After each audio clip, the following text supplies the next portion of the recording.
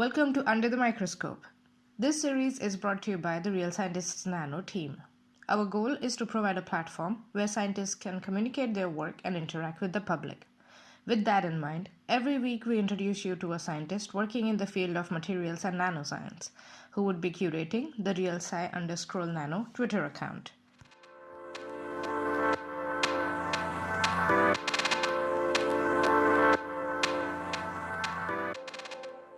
Hi everyone, today we have with us Anna Ploszajski, who is a material scientist, a science writer, and a storyteller. Hi Anna, how are you doing? Hello, I'm very well, thank you. It's great to see you. Great to be here. We are delighted to have you. And I'm so excited to learn about you and your research and your work, what you do right now, and some interesting book that is coming out. So let me start, space it out a little bit. Let me start with asking you about your career journey so far. So how did you end up in becoming a science writer and a storyteller and also writing a book now? So tell us about your career. Sure, no problem. So, to give people a bit of an idea, I'm 29 years old as we speak now, 30 in a few months, kind of scary. So, we're talking about approximately a decade long material science career. And the story starts actually when I was at school and thinking of applying to university. I applied for physics because I knew that I liked science. I really enjoyed maths. And I'd never really, well, I certainly hadn't heard of material science. I hadn't really even thought of engineering as a career choice. So I studied maths, further maths, physics, and music at the end of school. Applied for physics, and I applied to Oxford for physics because I wanted to aim for the stars, go for the top. I was lucky enough to be offered an interview there, and a few weeks before the interview, they wrote to all the physics applicants to ask if they wanted to apply for material science as well. Because I think the material science department were very low that year on applicants because it is a subject that not many people have heard of. And I think they were low on applications. And so I just said, sure, because, it was an extra sort of free shot at the goal, as it were. So I said yes, and I went to go to these interviews, and you have to stay at Oxford for like 3 nights and go around all these interviews. It's super intense and weird. And for the first 3 days, I was doing these physics interviews, and something just wasn't really clicking. I'd meet these professors. Firstly, it was obviously a terrifying experience. I'd never met a professor before. And so I'd have these conversations with these professors, and they'd say, why do you want to study physics? And I'd sort of mumble something about, wanting to learn about how the universe works and liking string theory or something, I don't know. But there was something, we just weren't really vibing, And then on the final morning that I was there, I had this material science interview, and I sat down with these really open and not intimidating professors who... They knew that I hadn't applied for the subject, so they were sort of saying, what are you interested in? Let's have a chat about this lump of steel on the desk. How do you think it broke? What do you think it might have used? What component might it have been? All this sort of stuff. And it was much more of a two-way dialogue and a really nice conversation. Anyway, I sort of went away from those interviews thinking like, I don't think I really did my best in the physics ones, but the materials one was fun. And then a few weeks later, I got this letter through my door, and I was offered the chance to study material science. And I was like, wow, this is amazing. I'm so thankful to be given this opportunity. But also, what is material science? I've got no idea. So I sort of went to undergrad thinking like, I don't really know what I'm doing.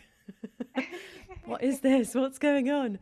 But it turned out that actually, for my case anyway, material science was a really lucky kind of event that happened, because for me, it's a lot more applied than a subject like physics.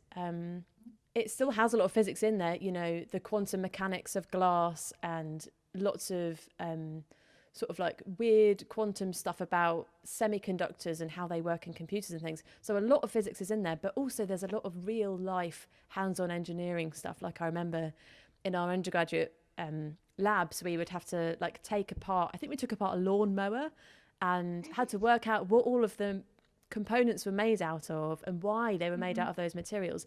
And I just found it fascinating that the science and maths that I'd been learning at school could finally actually be applied to stuff.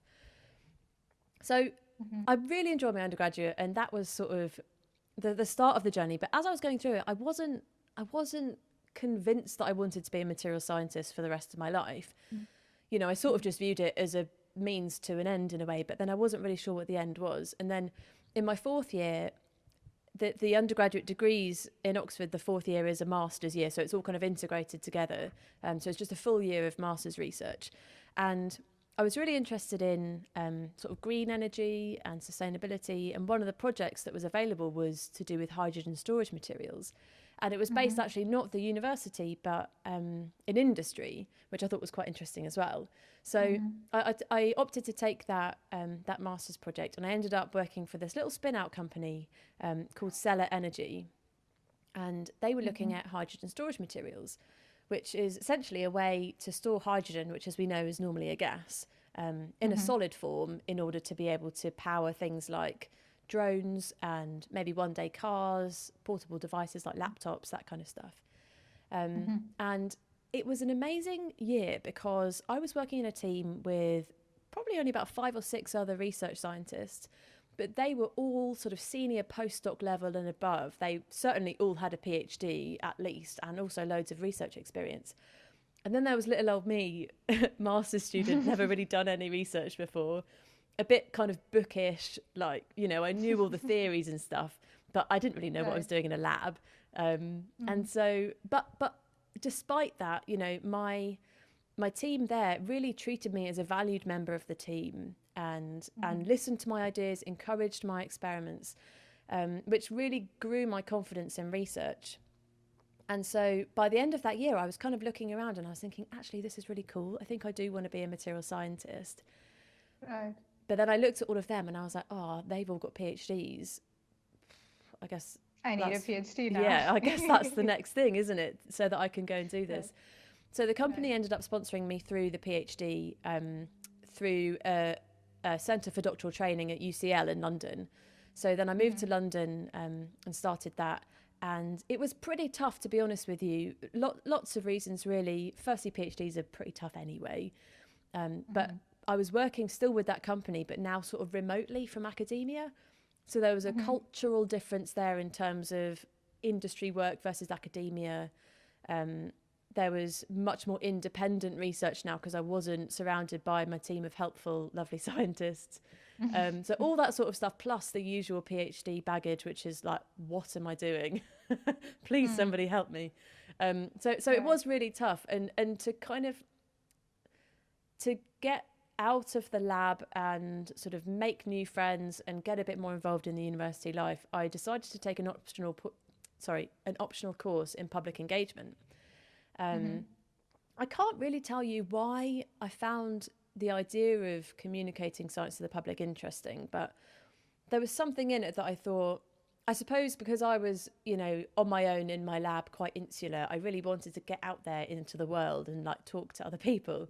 And so I took this course, and as I said earlier, I'm a bit bookish. I'm definitely a bit of a teacher's pet. And so like during this course, I was contributing a lot. You know, if the person that was leading the course asked a question, I'd always put my hand up. That's just the kind of nerd that I am. And so I was contributing a lot to the class, but I'm absolutely not a natural extrovert at all. I'm quite an introverted person kind of in my everyday life. But anyway, at the end of this course, the person running it said, you seem like a bit of a show off. Do you want to come and do some stand-up comedy about your research? And again, because I'm a teacher's pet, I said, yeah, sure. Yeah, of course. I really want to please you. So I said yes. But then afterwards I was like, oh no, I hate public speaking. I'm an introvert. I don't want to do this. But anyway, then I ended up having to do it because I wanted to, you know, please this authority figure. And so I did a 9-minute stand-up comedy set in a comedy club about hydrogen storage materials. And it was terrifying, but really also very enjoyable. And I learned a lot about myself through doing it. I learned a lot about science communication, and something about it really intrigued me. I think because stand-up is quite kind of elusive. It's never really clear why one joke lands and the other one doesn't. It's there is no right and wrong. You can't get 100% in the exam. And so I didn't quite understand it, and I found that really intriguing. And so I kept doing more and more stand-up comedy and communicating my science to the public. And then having done that for a few years, you know, people started asking me questions about material science, because I was now sort of the person that people would ask. And they'd ask stuff like, you know, why does my phone screen always smash? Well, it's because it's made of glass. Well, why is it made of glass if it always smashes? Wouldn't it be better to made of plastic? And I sort of thought, yeah, actually, that's a good point. I don't know why it's made out of glass. And people would start asking me questions that I couldn't answer, even though I was supposed to be the expert in materials, right? So this question sort of bugged me for quite a while, you know, why can't I answer these real life questions that my friends and audiences are asking me? And one day I actually broke something in my lab, in one of my experiments, and I was told to go to a department called the Institute of Making to get it fixed. And this was a new department at UCL it was set up as a workshop and a place for people to be able to go and experiment with materials in a hands-on way. And so I went there, I was sort of clutching my piece of copper pipe that I needed to solder back together. And in this place, I realised that the answer to, you know, why do phone screens always crack? Well, it's not actually that much to do with science. It's more to do with who we are as humans and what we want out of our objects. You know, a glass phone screen makes the object appear more kind of high value. It makes us feel like a more high value person if we own objects like that. And I came to realise that, you know, material science has got a really human side to it. And that was a side that I didn't understand at all. But there was all to do with making and design and craft and art as well. And all this stuff that as a scientist, I had no idea about. And so for the last couple of years, I've been interested in this intersection between craft and making and materials. And so that is what the book is about, basically the last few years of my explorations in that. So I've interviewed over 60 makers and crafts people for my podcast, which is also called Handmade. And it's, that's what I'm doing at the moment is exploring this intersection. Meanwhile, I did a postdoc at UCL to continue the journey of the making side, and then that all finished in July this year. Because it was just a 2-year postdoc, and they were like, right, you're done, that's it, time's up. And so my plan was to be a freelance science communicator. Obviously in 2020 that hasn't been hugely as attractive an option as it might have been, with lots of events cancelled and stuff. So now I'm working in-house at Imperial College as a science writer, writing bits and bobs for them, and also sort of training researchers in the art of storytelling and science communication. Okay, wow, that's quite a journey you've had. And it's really interesting what you said, that the material science has a human side to it. This is a brand new perspective for me, because I hadn't thought about it. You are absolutely right. Most of the things we do as material scientists, there's a human side to it. We have to factor that human element in whenever we are deciding which material to use, how to process it, how it should look like at the end, or how it should feel like, how it should work. There is a human side to it. Yeah, you're absolutely right. It's so fascinating though, your journey. It's so cool. So you did mention what you're doing right now, but where do you fit in the big materials and nanoscience world? Where do you see yourself fitting if you're not an active researcher? Where do you fit? So I identify as a sort of materials generalist now. Obviously, I did my PhD research. I am the world expert in that super, super niche, tiny thing. But now I'm so much more interested in all materials. You know, stone just as valuable as graphene, as nanomaterials, as wool. You know, all these materials that we don't necessarily think of as scientists as materials of interest. Actually, I think there's a lot of value in, you know, looking at the whole spectrum of materials on an equal footing. And partly a materials generalist, but I also identify as a storyteller because that kind of encompasses all of the science communication work that I've been doing, the stand-up, the writing, is all about, telling stories, and it is about tapping into that human side of science, either through telling the story of what it's like to be a scientist, or the story of an invention in history, all this kind of stuff. It's about painting, I think, a really colourful picture of science, and not just focusing on the nitty-gritty details of the theories and the graphs. Okay, yeah, that makes sense. Materials generalist? Yes. Is that Yeah. Okay, materials generalist, storyteller, science writer.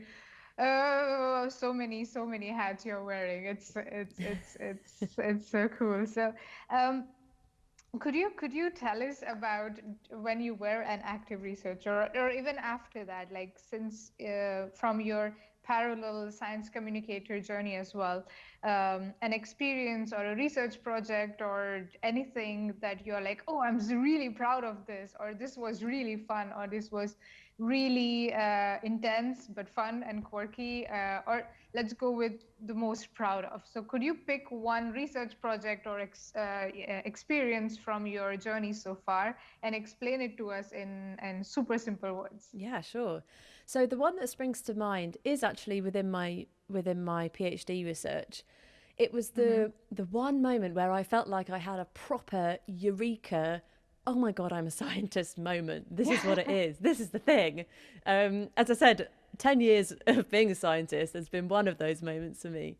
And it was all to do with, so as I said, I was researching hydrogen storage materials, and the compound that contains hydrogen is called, the one that I was working with is called ammonia borane, which for chemical formula fans is NH3BH3. So it's got loads and loads of hydrogens in it. It's very lightweight.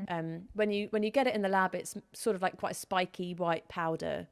And this material is very naturally high in hydrogen, and that hydrogen is released, it decomposes, and the hydrogen is released when you heat it up.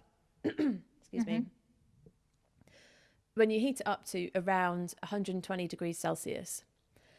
And so that's great because you can incorporate that into some sort of device. It's never actually been built before. Well, it hadn't until we worked on it. A way of heating up these little pellets of this material to be able to release hydrogen.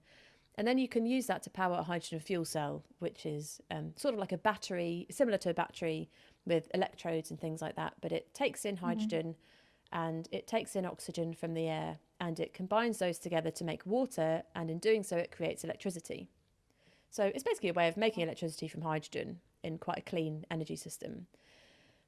The problem with this material is that although it releases hydrogen at about 120 degrees Celsius, it actually melts at about 114 degrees Celsius. So just before it releases hydrogen, it melts. So what you end up doing is heating up this solid, and then it becomes a liquid, and then it releases gas. So it becomes this huge foamy mess. It bubbles everywhere. It's horrible to clean up. It's really not practical for using in, like a practical device. And so my task, well, actually, before I joined, what the company had done was they had combined this hydrogen storage material with a polymer, with a plastic, into a composite. And that plastic basically helped to sort of hold everything together to stop the ammonia borane from melting, so that now when you have a pellet of it and you heat it up, it stays as a pellet, but the hydrogen can still come out. So when I first joined the company, that was where they were at. They were like, we've got this material, we've managed to do this, we know it works, but we actually don't know quite how it works. So can you go away and tell us? So that was my remit, was how does this material work? And so I took a sort of very classic material science approach, which was, okay, well, this is a composite. And I know from my lectures that composites, it's generally two or more different materials combined together in some way, in some certain ratio to produce a new material.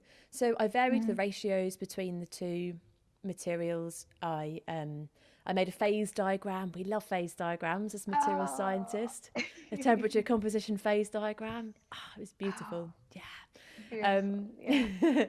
But that still didn't tell us So have we got time to go into some real science? Yeah, go ahead.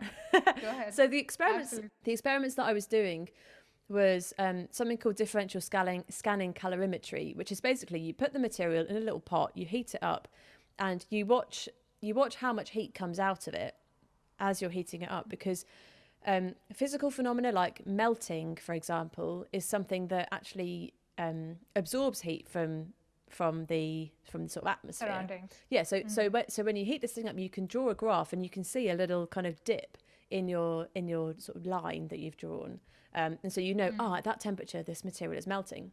So I had all these beautiful graphs. I knew all of the different melting temperatures, but at one of the compositions of this composite, so I think it was like 30% ammonia borane and 70% polymer, there was a mystery dip, and we didn't know what it was from. So something was going on in that material. There was some sort of melting happening at that composition, but only at that special composition. And we were like, oh, that's really weird. Like, what is going on with this mystery dip? And so I sort of went away and I was looking at the structure of the materials and how they combine at the very kind of smallest levels. And one day I sat down on my computer and I just sort of Googled, like, I don't even know what I Googled. It's basically like, what happens if two molecules make up one crystal, or if two molecules make up one material? And I came up, the answer pinged up on my laptop, which was that this is a co-crystal. This is a supramolecular crystal. And I was like, what? This is everything. And all of a sudden I saw the same graphs that I had been making in the lab. I suddenly saw them pinging up on Google Images with other people that have made other co-crystals. I was like, oh my God, this is amazing. Like, now I've got all the answers. And that was amazing. And so that is a new material that I discovered. And it was just the most amazing feeling to suddenly have everything click into place. And so, yeah, since then we've managed to publish, we did some single crystal X-ray diffraction, which means that we now know exactly where all of the atoms are inside that crystalline structure, and we published that structure. And yeah, that is, I think, probably my best piece of science, because it was something that I actually discovered. Your Eureka moment. It sounds so cool. Yeah. It's really, really cool. And to a certain extent, I understand what you mean, because I had a similar moment during my PhD Oh, work as well. nice. Like, oh my God, I'm the first one to see these. Oh It's my so God, other people amazing. have been looking for this, and other people Yeah, have similar results to a certain extent. It's so cool. it's the Uh, best. it's a different kind of a high. It's so cool. Yeah. This is amazing. So thank you for sharing that and also explaining it in super simple words to us, because I understood most of it. Oh, good. Um, I can understand why you chose this to be the experiment that you're proud of, like let's put it that way, one of the proud research project, so to say. Super. And while you were explaining, I realized that you definitely are a science communicator, because you would say the jargon or the term, but then you would also explain it. Which brings me to my next question, which is, do you want to train scientists, or do you train scientists already? Like, do you do that, like, as equivalent to what teaching could be? Like, do you do such a thing, and would you like to talk about Yeah, for talk about sure. that? So Tell the thing us. that I'm really interested in, you've already mentioned it, is storytelling, is, how to bring science alive by telling people stories. And over the last few years, I've read loads of books and watched loads of TED Talks on the internet about how to tell a good story. And the people that I found to learn from have been, people that write movies and literature and TV shows, because, that's obviously that's their raison d'etre. That's what they do, is tell, gripping drama. Yeah. And so I've always found it a really interesting hypothesis, really. What happens if you try and bring drama to science, or bring storytelling to science? And it's something that I experimented with a little bit in writing my PhD thesis. Is this might sound silly, but in my literature review, trying to find the drama of what was going on back then, who were the key players, were they in rival laboratories, did they publish in the same, did they publish in the same issue of the journal? Who published something that actually discounted? There's loads of drama to be found in science, and so I really enjoyed picking that stuff out. And then through the last few years, obviously writing the book, I really wanted to practice this storytelling, and through the success of writing that, and then also the thesis, I've sort of developed this training. It's not so much a course, but it's sort of like, it's sort of training manual really for researchers and scientists and academics to be able to start practicing storytelling techniques in the normal stuff that we have to write, our master's theses, our papers, because we actually already do write stories as scientists. Like a normal structuring of a scientific paper is introduction, methods, results, conclusion, right? Well, that's kind of the same as an archetypal story. You've got introduction, which is your, where the story starts. And then you've got a hypothesis, a question, what happened? The middle part is your journey that you go on. That's the methodology and the results. And then the end is the conclusion and the resolution. So the stuff that we write about science is already kind of in a storytelling structure. But I'm really interested in going further with that and digging deeper and saying, can we use characterization theories from screenwriting to write our PhD thesis and make it more interesting for the people reading it, for the people doing our vivas and stuff. And the answer is I think we can. So now I'm training training researchers at Imperial at the moment, and hoping to kind of roll it out further, because I really do think that just because we're scientists, it doesn't mean we don't want to be entertained. Right, just because we're examining someone's viva, it doesn't mean, they've got, this is what I thought when I was writing my thesis. I was like, oh God, these poor people have got to read 200 pages of my stuff. The least I can do is making it a bit kind of fun and interesting and entertaining for them. So that's where I went with it. And I think it's the same with presentations. We've all sat through the most boring conference presentations ever. And the science is great, but the delivery is just not there. And so I think there's very, very easy things we can do as scientists to tell better stories to each other. So that's my campaign, is to make scientists better storytellers. That sounds so cool, and you're absolutely right. We are telling a story to a certain extent, whichever version, like however we are doing it. Right now, it might seem flat, but there is always a way to spice it up a little and make it more fun and interesting. Yeah. Just have fun with it. Yeah. Science is fun. Totally. Have you ever been at a conference where someone has done a talk and then they've cracked a joke, and it's not even a very good joke, but the whole room like falls about laughing and thinks it's the most hilarious thing ever, because it's just like one scrap of like humanity that is coming across. And then after that is a good way to engage your audience as well. Totally. Why do you defend your thesis for PhD title, of course, but at conferences, why do you give a talk? Because you want people to listen to your latest results. So you need to find ways to make it more engaging for the audiences, especially for these 12-hour days conferences. 100%, yeah. Yeah. That's so cool. It's really cool. I'm super excited to read the PhD thesis of this what storytelling kind or dramatized version. I don't know how to call it. It sounds super interesting. All right, and I hope your research experience has been wonderful, and your science communication and freelancing experience also has been wonderful. However, if you had 3 wishes to improve it, what would you ask for? And I'm not promising anything here. What? You're not my fairy godmother? You can't just wave a magic wand? So I wish. I'm sure these are things that we all wish for. The 3 that I've chosen are, well, the first 2 are fairly straightforward. I would love for academia or industrial research actually to be paid proportionately to sort of other sectors. We do train for so many years to do this job, and yet the salaries are those of a kind of a graduate I don't know, let's say an accountant or something. I'm not to put accountancy down in the slightest at all. But, you know, I feel like we have to train for so much longer to then just get onto the first rung of the salary ladder. And it just doesn't make us competitive, and we lose brilliant people because, you know, unfortunately, people do have to earn money to live.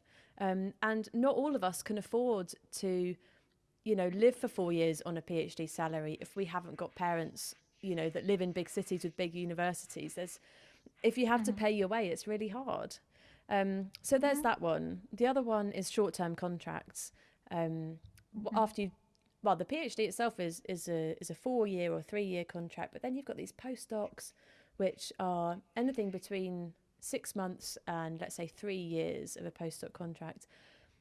People move around the world for these things, and it's so unsettling. And it's often at a time of life, you're in your 20s and 30s.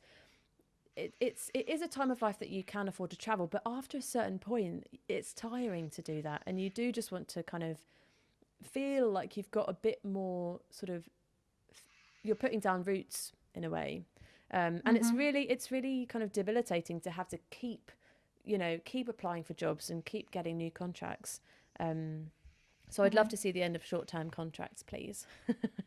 And the final one is zero tolerance to harassment, particularly, well, my experiences of sexual harassment in higher education.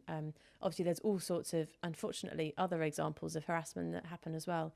But in my experience, I had quite a negative experience in my PhD of a sort of bullying character in the lab who did exhibit behaviours of sexual harassment to a lot of the other researchers.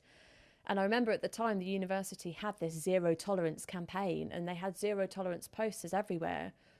But my experience was one that actually the university seemed very tolerant of it. The complaints were put forward and then dropped, and then put forward again and dropped again. And there's no safety mechanisms there for people at all levels of the academic hierarchy to feel supported and listened to. To me, zero tolerance means exactly that. It means, you know, if a complaint is made, then it is taken very, very seriously to the biggest extent. And if the complaint is found to be substantiated, then that person is made to leave. That is zero tolerance. Whereas I don't know a single example of someone that has been, you know, forced out of their job because of allegations of sexual harassment. And it's just, it makes the environment so hostile to, in this example, women and people in gender minorities. But, you know, there are so many other minority groups in science as well that are underrepresented. And it just makes it, you know, not the most vibrant place and brilliant place to work that it could be. So I would really love to see, you know, a bigger crackdown in all forms of harassment. Basically, walk the talk. Don't just say that you have zero tolerance, but actually exhibit that you have zero tolerance when such a thing happens at your institution or around you. Don't just walk the talk. Exactly as an right. institution. Yeah, exactly right. Yeah. Well, I wish I could grant all three of your wishes, especially the last one, because I think that's just no. There is. Come on, we are in 2020. Exactly. How long are we gonna continue to protect predators of any kind? How long are we going to do that? It's just bad for science. I mean, come on. If you think about it, like if you want logical reasons, more logical reasons, it's bad for the science. It's bad for the scientific output of your researchers. Look at it that way. If that's what will make you act on it.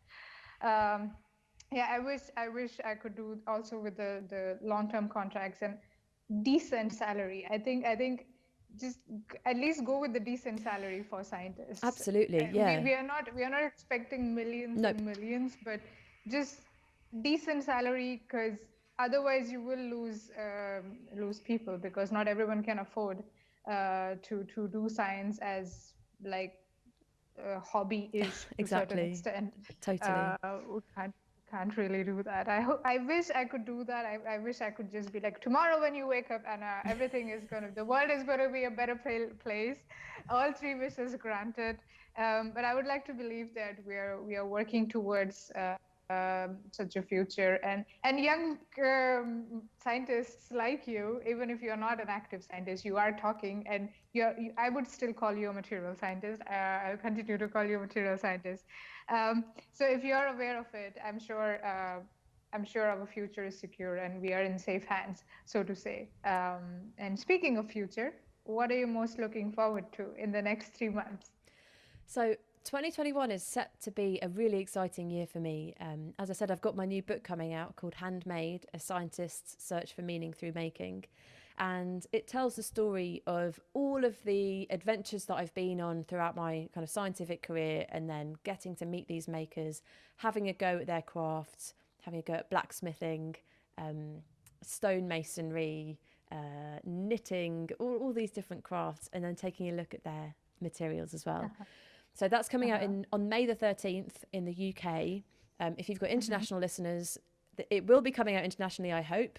Those contracts are underway at the moment. But sometime next year internationally as well, hopefully. And so, yeah, I'm really excited to kind of have that out in the world, because I've been writing it for the last couple of years. It was finished during lockdown 2020. And it's a real labour of love, I have to say. It's sort of part memoir, part popular science. So there's lots of personal stories in there. And yeah, I'm just really excited and terrified for people to see it. That sounds super exciting. Looking forward to that book for sure. Thank So, you. Anna, this has been wonderful. But before I let you go, one last question. What do you think, from your perspective, what are the big challenges faced by this field of materials or nanoscience? From your perspective, what are the big challenges? I think for me, one of the big challenges is kind of a PR problem for science and scientists, because, you know, in the public's mind, they have a very strong sense of who a scientist is and who's allowed to do science. That is absolutely not representative of the scientists that I know, let alone the scientists that, you know, I don't know around the world. And so there are brilliant people working in science from all different walks of life. But for some reason, there's a disconnect between what goes on in our labs and how the public perceive that. So this is why it's my mission, really, to kind of empower scientists with the skills of storytelling, so that they can go out and feel able to tell people who they are, tell people about their science, and let themselves be seen as fully rounded human beings who, yeah, they're good at science, but they might also be really good at the clarinet, or, you know, hockey, or whatever it is that they enjoy. Whatever. You know, we are normal, quote unquote. Nobody's normal really, but we're just like anyone else. We are humans as well. Exactly. So to me, that's one of the biggest challenges. But as I say, there are brilliant people making a huge difference in that area. So hopefully it will only get better. Absolutely. So thank you very much, Anna. This has been lovely, and looking forward to having you on Real Scientist Nano. Thank you very much for speaking with me. Thank you so much. It's been a pleasure.